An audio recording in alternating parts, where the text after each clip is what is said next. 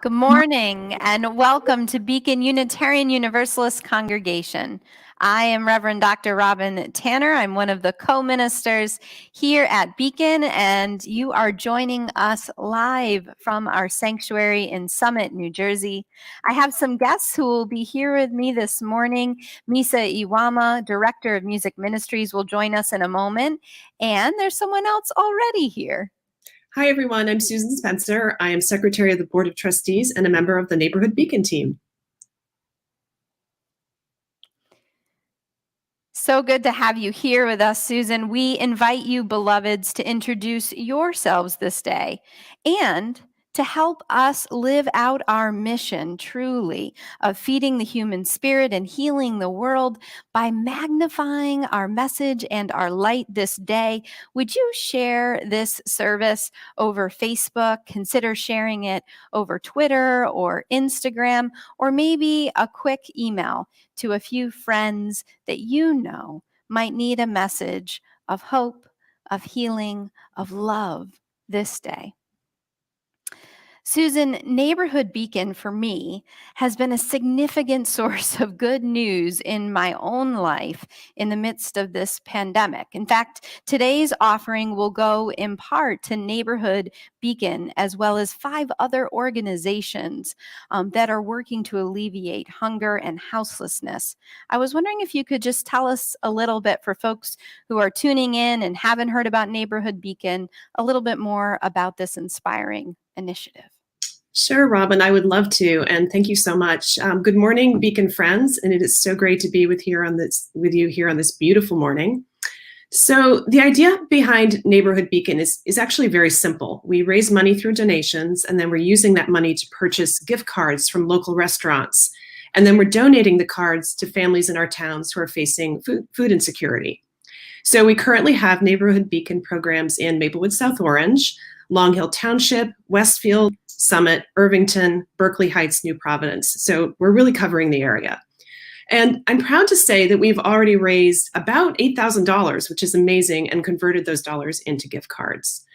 But we have a lot further to go, and the need in our communities is really enormous. And I know this from firsthand experience because I've been a longtime volunteer at St. Joseph's Food Pantry in Maplewood. Every month, we sort and pack food for delivery to a local senior living facility and for general distribution. It is a small but mighty operation. I'm really proud to be part of it. So back in April, at the start of the pandemic, we packed our usual 50 bags and we started the distribution.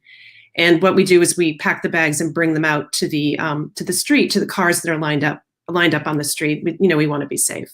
So we ran out of bags in about 30 minutes. And we started frantically making more and bringing them out to the cars. But the cars kept coming and they kept coming. And what really struck me is that our regular customers were there, people that we see on a monthly basis. But for the first time, there were families with young children in the back.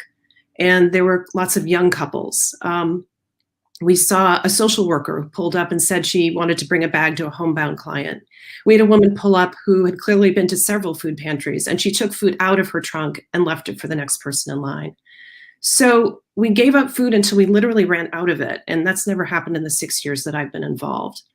So the need is great in our communities, and this winter is not going to make anything easier. So I really would love your financial donations to Neighborhood Beacon, or if you'd like to get involved personally, we are looking for people to help out, to start a program in your own community.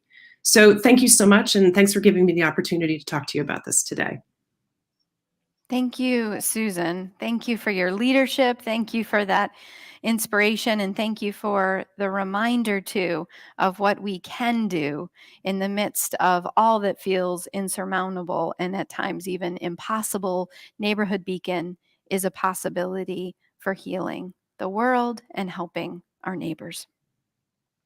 Drawn by the inspiration of little lights that lead, beloved, into a beacon, come now, let us worship.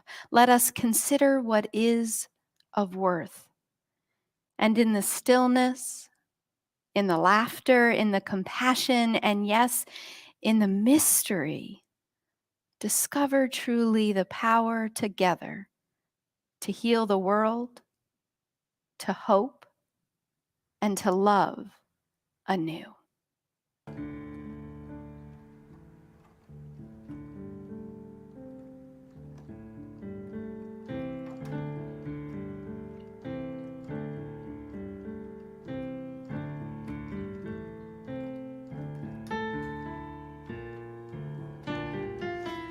I will build this world from love. Na na na na na na na na na. And you must build this world from love. Na na na na na na na na na. And if we build this world from love, na na na na na na na na na, then God will build this world from love. Na na na na na na na na na.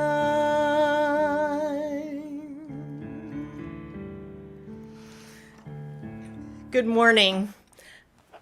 We're going to start now with a hymn from this charcoal gray hymnal.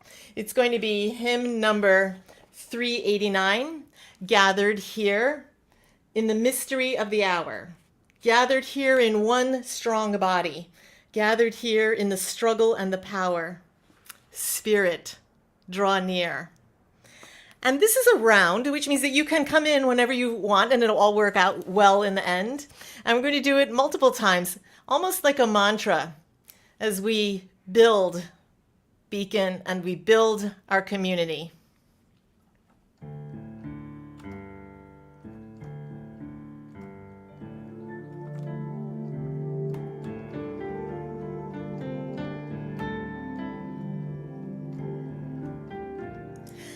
Gathered here in the mystery of the hour, gathered here in one strong body, gathered here in the struggle and the power, Spirit, draw near.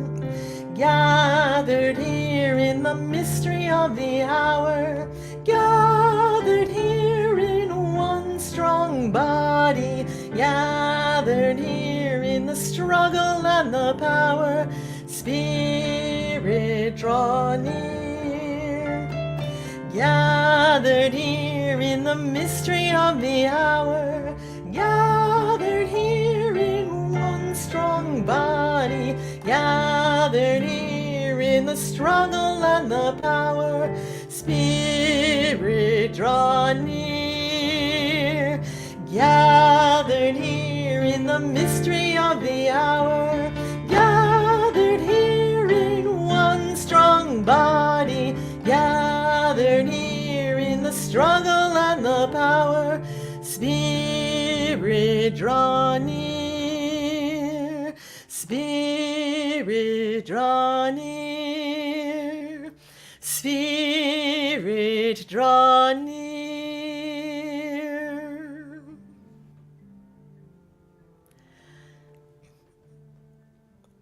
And now I think we're ready for our chalice lighting.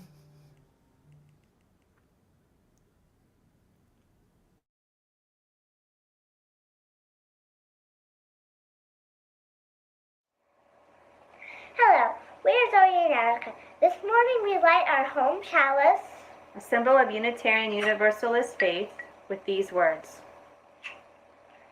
We light this chalice for the light of truth and reality, the warmth of love and compassion, and the fire of commitment and promise. We light this symbol of our faith as we gather together.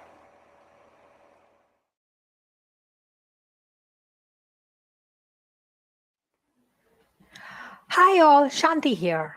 I wanted to tell you about an important life event that is coming up for me in the next few weeks. You have been so kind in listening to what I have to say that I thought it best to let you know what's going on with me. As the Earth turns away from the sun here in the Northern Hemisphere, it's time for me to protect myself from the cold. Not all frogs need to do this, but here in the northeast of North America, it gets too cold for us to just be hanging around like we normally do. So I am going to hibernate. Hibernate. That's a big word, and it means to remain inactive or indoors for a long period of time. How long? Well, for me, it's until the weather gets warmer. Frogs like me, who generally live on land and not underwater, will make a little burrow in the earth. Or if you aren't very good at digging, like my cousin Parul, we will seek shelter under big piles of leaves or in the crannies and nooks of tree logs.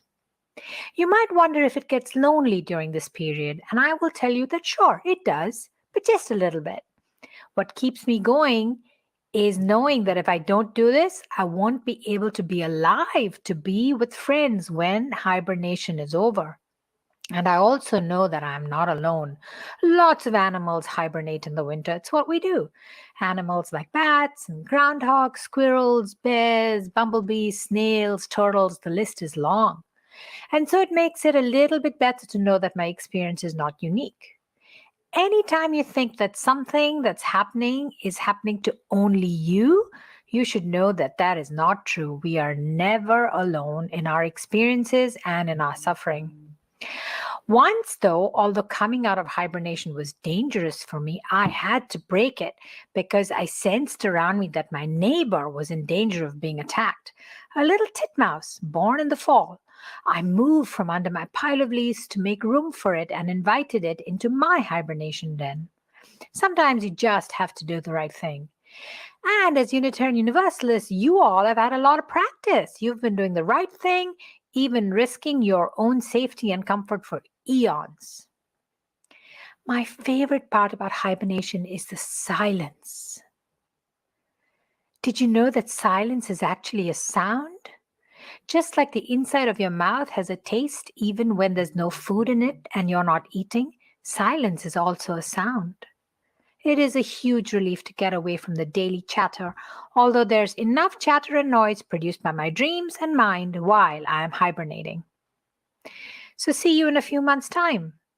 If it's not too cold out, I might make it out sooner. Signing off for now. Thanks for listening. Shanti.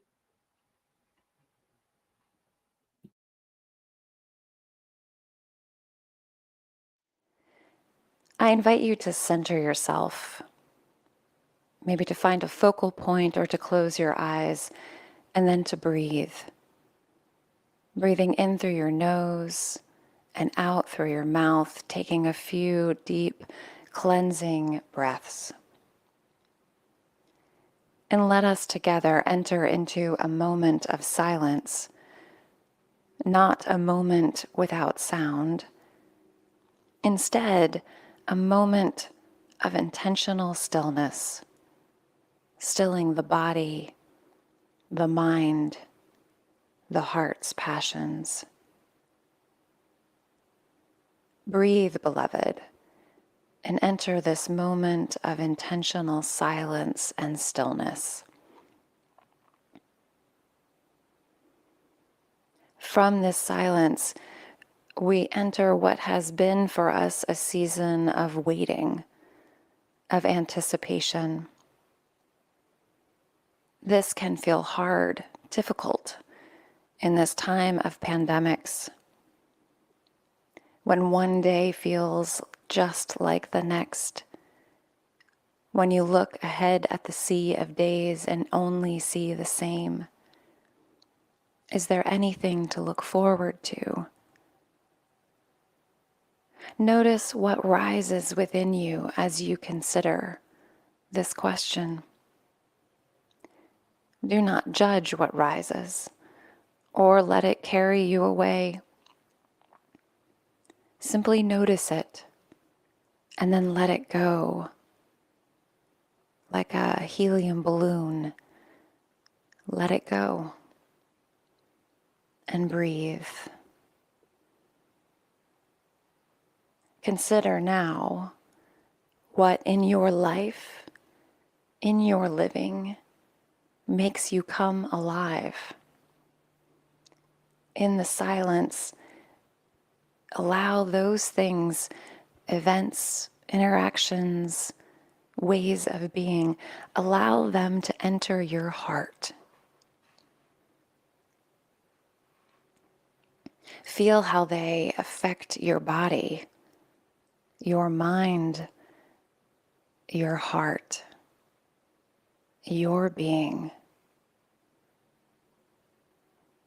feel how coming alive affects you. Again, notice it without judging. Just notice it. And then set an intention this week to share with a loved one or a friend what makes you come alive. Plant it like a seed in your heart, a seed in your mind and your body and being, and see how it is coming alive within you. Breathe, beloved. Open your eyes. Enter the world, carrying this intentional silence and stillness, this coming alive with you. Blessed be. Each Sunday at Beacon, we invite you to light a candle in your home or wherever you are, a candle of sorrow and joy, a candle of grief and celebration. Isn't it amazing how in just 1 week life can hold so much? So maybe today you are lighting a candle of thanksgiving, of gratitude. Maybe a candle honoring an ancestor who is filling your thoughts right now. Maybe you are kindling a light to recognize and acknowledge your own anguish. Maybe it's a light to help you keep on keeping on and encouraging others to do so. We invite you now to light your candle where you are.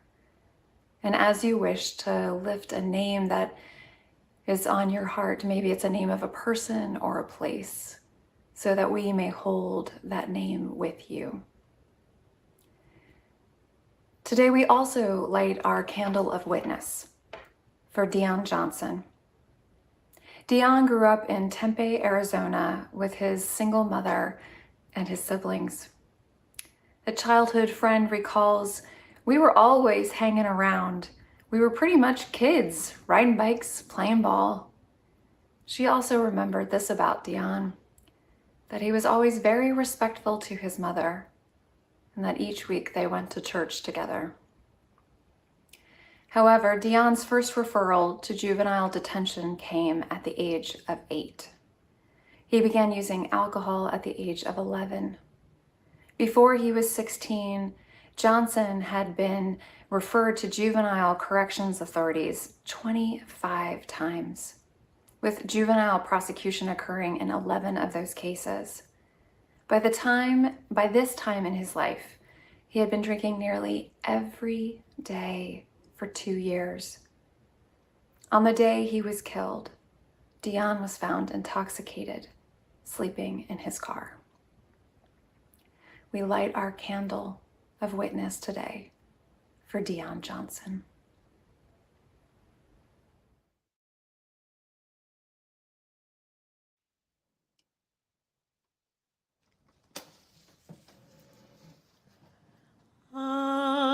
Abide with me, fast falls the eventide. The darkness deepens, still with me abide. When other helpers fail and comforts flee, help of the helpless, oh, abide with me.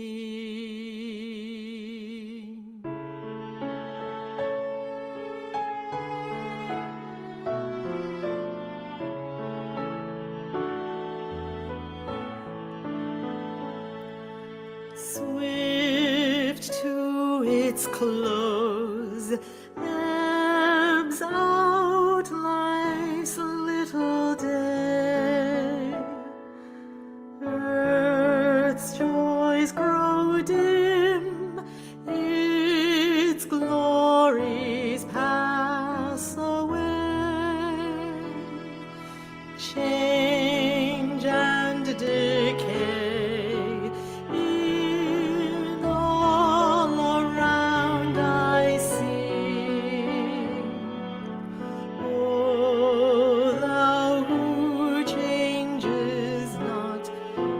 abide with me.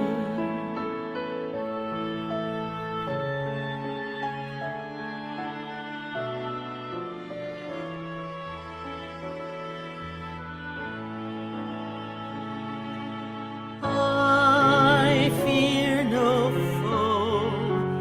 With thee at hand to bless, ills have no weight, and tears no bitterness. Where is death's sting? Where grave thy victory? I triumph still if thou abide with me.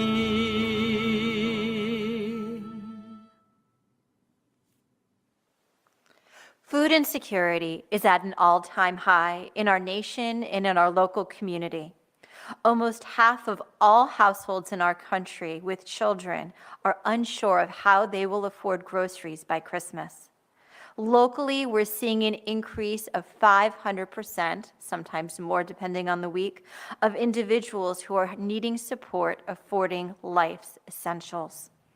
We currently serve an average of 2,200 individuals every week, which is 10% of Summit's population. 4 out of every 10 of the households that we serve have never faced this kind of need. Our lines are long, but the number of people who have come to give us support has really risen equally long. Every week, we make 150 deliveries to households in our local community. More than 350 households come to our headquarters in need of groceries and household supplies. And like good neighbors, we make sure that everyone gets bread and milk, produce, toiletries, eggs. We have never turned anyone away, and there's always been enough to give. We are so incredibly blessed because of that, but we can only do that because of your support. So thank you so much for your generosity. And in a moment, instructions will appear on the screen and in the chat. Thank you.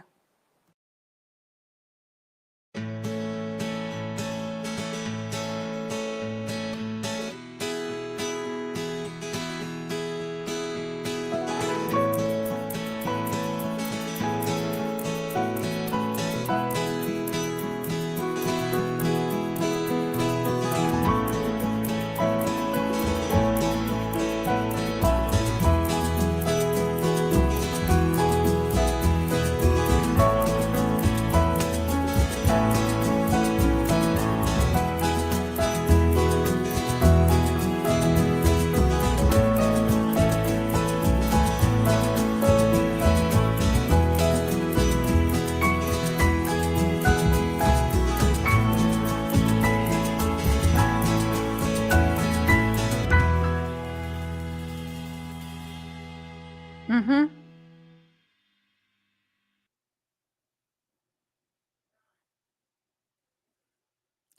Three days ago, the news reported that the vaccine is likely 6 months away from widespread distribution throughout New Jersey.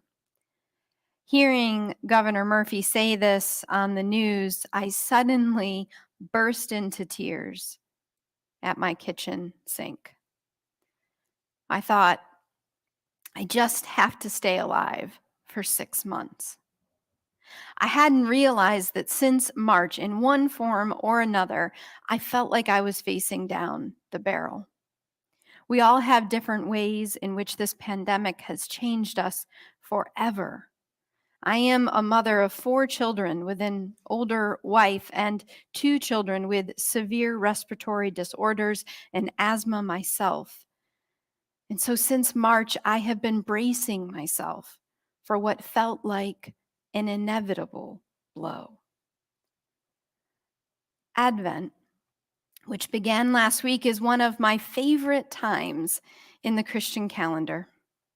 It is traditionally a time of waiting where values, hope, peace, joy, and love are drawn to our attention. In some traditions, it's also a time of fasting and a time for more stillness, for turning to silence, a time when, as Dr. Tuli reminded us this day with Shanti, that we can learn that silence is not only the absence of sound, but an invitation to deeper listening. When we can learn that fasting is not the absence of food, but a deeper listening to the body. Of course, that last bit is technically theoretical, as the advent of my childhood always included a calendar with a pocket for each day leading up to Christmas that contained a surprise chocolate. And come to think of it, maybe that's why I loved Advent so much as a child. It certainly wasn't because I was inclined toward patience, beloved. I'm still not inclined toward patience, not even a little bit.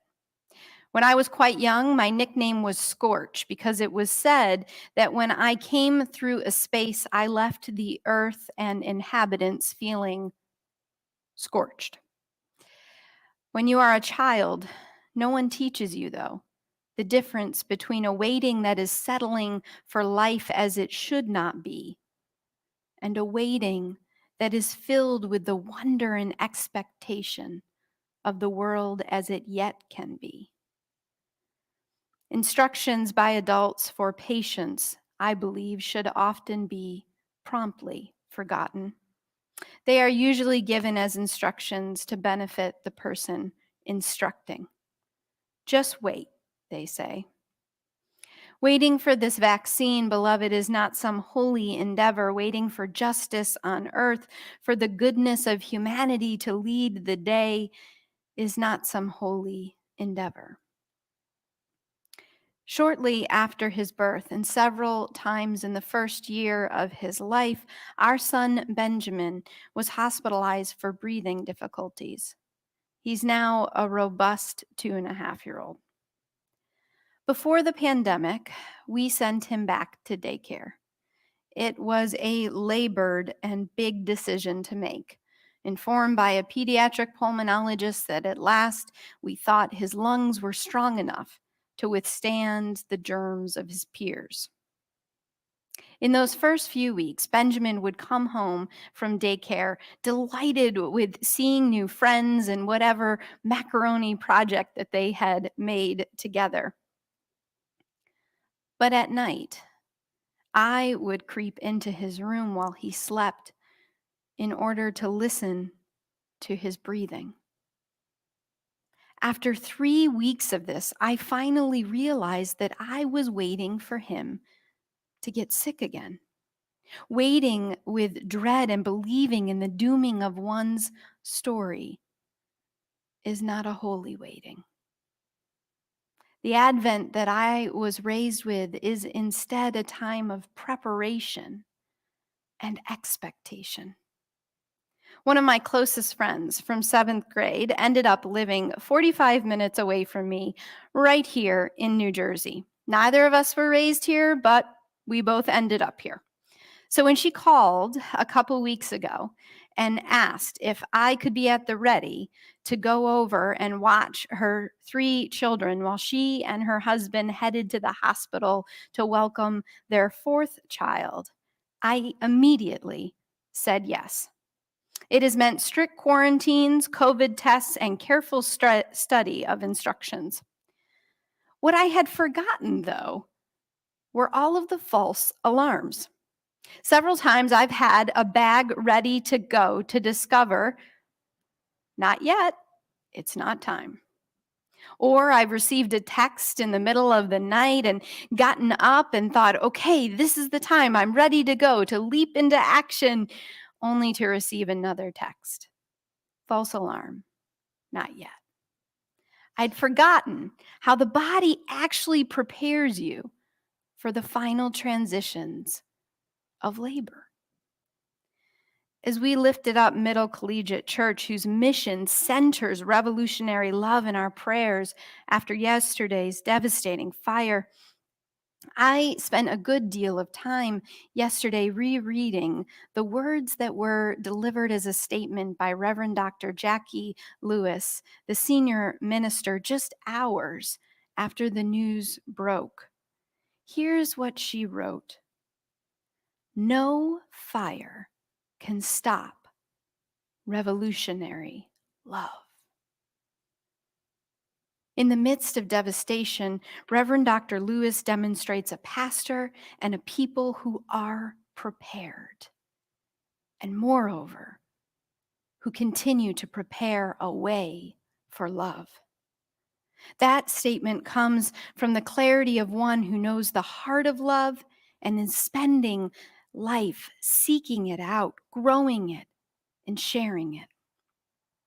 Consider the story now in Christianity.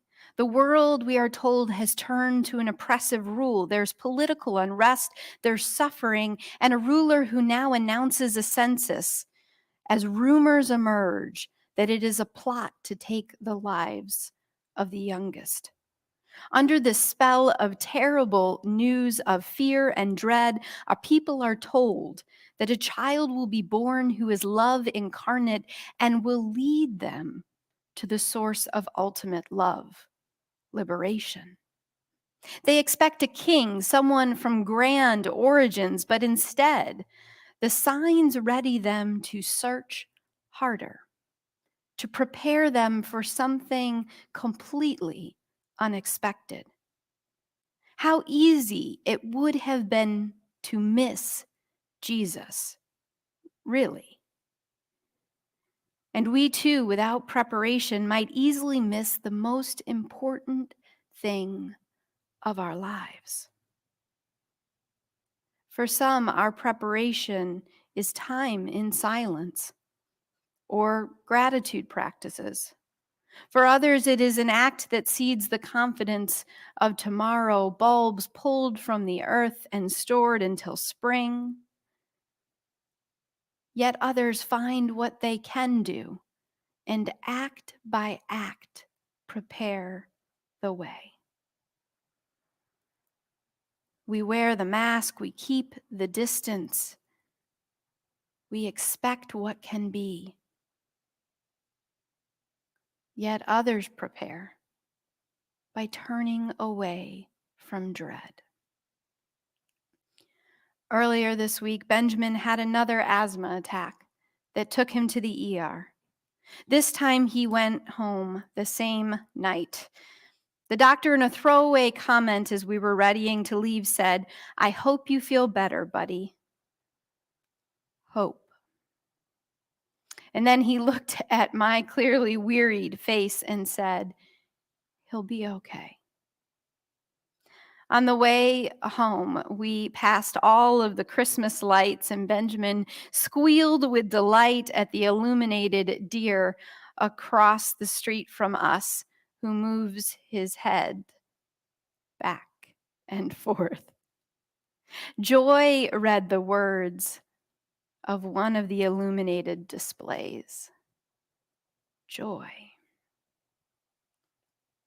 After a bath, I laid down beside Benjamin in bed and rubbed his back, and he looked at me and quite uncharacteristically, quietly said, "I love you." And then he fell asleep. I pondered staying there all night. I studied his face. A robust pink had returned to his cheeks and lips. The wheezing was gone and replaced by a soft purring as he slumbered. His hands touched one another in front of his face, and he was fully at peace. I leaned in, kissing his forehead. "I love you too." And then I crept back into my own bed. Hope, without some preparation, It is strangely hard to inhabit. Joy, without some practice, it can be hard to seek out. Peace, without some struggle, some plan, some expectation, it is impossible to trust that it will be on the other side of justice. But it will be, and so will we. And love, well, against all odds, it endures. Against all impossibilities, it is born again, even in the weariest of bodies.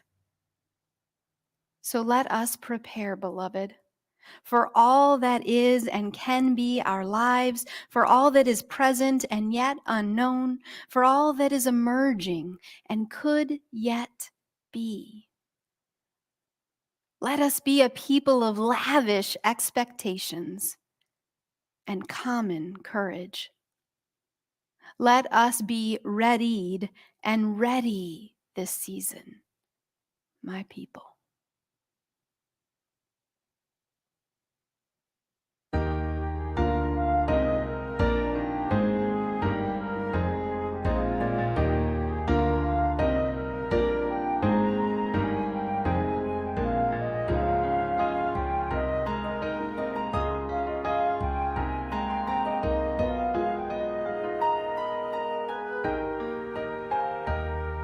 For all that is our life, we sing our thanks and praise. For all life is a gift which we are called to use to build the common good and make our own days glad. For needs which others serve, for services we give, for work and its rewards, for hours of rest and love, we come with praise and thanks. For all that is our life,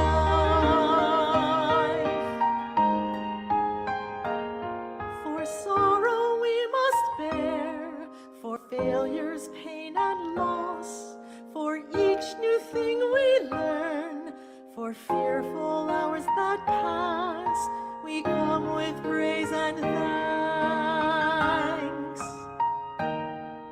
For all that is our life, for all that is our life, we sing our thanks and praise. For all life is a gift which we are called to use to build the common good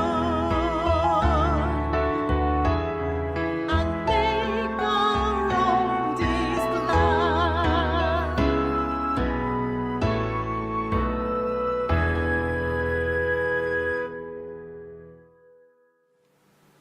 In this season of wonder and expectation, let us go into the world letting aspects represented by the 4 Advent candles, hope, peace, joy, and love, live in our hearts and share them with all you meet.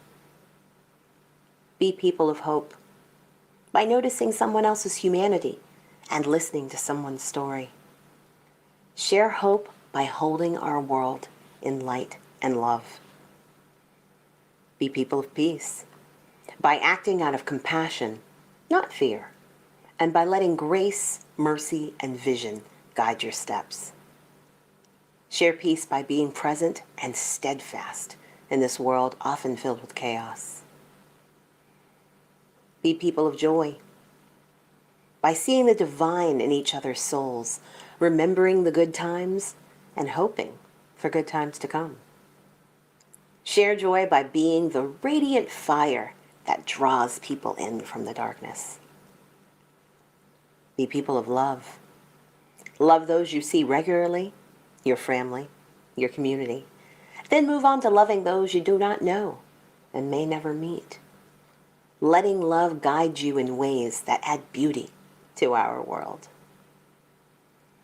As you go out into this emerging holiday season, in all you say and do, beloved, share hope, peace, joy, and love with all those you meet. Be the beacon this world so desperately needs. Amen, Ashe, and blessed be.